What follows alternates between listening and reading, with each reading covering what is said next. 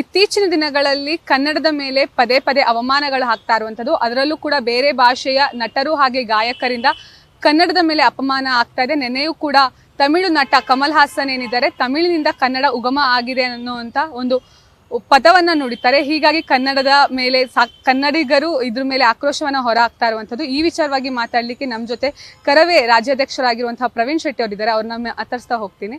Sir, ಕನ್ನಡದ ಮೇಲೆ ಪದೇ ಪದೇ ಅಪಮಾನ ಆಗ್ತಾ ಇರುವಂತದ್ದು, ಈ ಹಿಂದೆ ಸೋನು ನಿಗಮ್, ಈಗ ಕಮಲ್ ಹಾಸನ್, ಏನ್ ಹೇಳ್ತೀರಾ ಈ ಒಂದು ವಿಚಾರವಾಗಿ?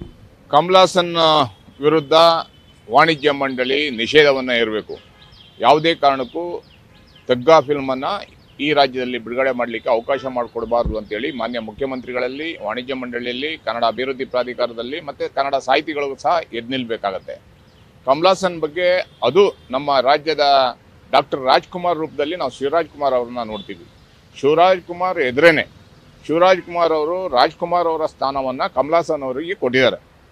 ಆದರೆ ಅವ್ರ ಎದುರೇನೆ ಕರ್ನಾಟಕದ ತಾಯಿ ತಮಿಳುನಾಡು ಅನ್ನುವ ರೀತಿ ಅವರು ವರ್ತನೆಯನ್ನು ಮಾಡಿದ್ದಾರೆ. ಇದನ್ನು ತೀವ್ರವಾಗಿ ನಾವು ವಿರೋಧಿಸೋದ್ರ ಮುಖಾಂತರ ಕನ್ನಡದಲ್ಲಿ ಅವರು ತಮಿಳಿನಲ್ಲಿ ತೋಪಾದವಾಗ, ಅವ್ರ ಸಿನಿಮಾ ಓಡದೇ ಇದ್ದಾವಾಗ ಕರ್ನಾಟಕದಲ್ಲಿ ಅವರ ಸಿನಿಮಾವನ್ನು ಯಶಸ್ವಿ ಮಾಡುವಂಥವ್ರು ಕನ್ನಡಿಗರು.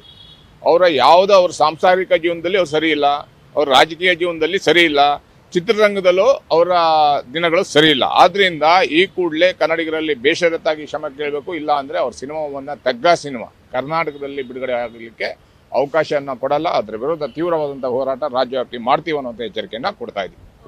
ಸರ್, ಕಮಲ್ ಹಾಸನ್ ರಾಜಕೀಯದಲ್ಲಿ ಗುರುತಿಸ್ಕೊಂಡವರು ಮತ್ತೆ ಸಾಕಷ್ಟು ಜನರು ಅಂದ್ರೆ ಫ್ಯಾನ್ ಫಾಲೋವರ್ಸ್ ನ ಹೊಂದ್ಕೊಂಡಿರೋರು. ಆದ್ರೆ ಅವ್ರ ಇತಿಹಾಸವನ್ನು ಕೂಡ ಎಲ್ಲೋ ಒಂದ್ ಕಡೆ ಮರ್ತೋಗಿದ್ದಾರೆ ಅನ್ಸುತ್ತೆ. ಯಾಕಂತ ಹೇಳಿದ್ರೆ ತಮಿಳಿಗಿಂತ ಮುಂಚೆ ಹುಟ್ಟಿದ್ದು ಕನ್ನಡ.